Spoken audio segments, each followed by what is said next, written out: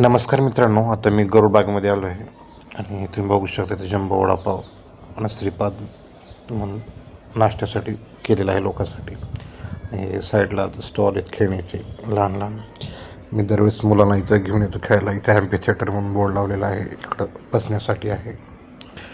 आणि इकडं बघा मुलासाठी ॲडव्हेंचरस केलेलं आहे मित्रांनो. आणि साईडलाच हा रोड आहे जे लागूनच हे केलेलं आहे. आणि त्या नोटीस लावली चप्पल शूज काढून जा म्हणून. हे बघा ॲडव्हेंचरस आणि असं रेलिंग केलेलं आहे. आणि हे मला खूप आवडलं मित्रांनो. झाडं बघा ना किती छान व्यवस्थित मेंटेन केलेलं आहे मित्रांनो. इथं बसण्यासाठी, व्हिडिओ शूट करण्यासाठी, फोटो काढण्यासाठी खूप चांगलं केलं आहे मित्रांनो. आणि ते प्रॉपर मेंटेन पण केलेलं आहे.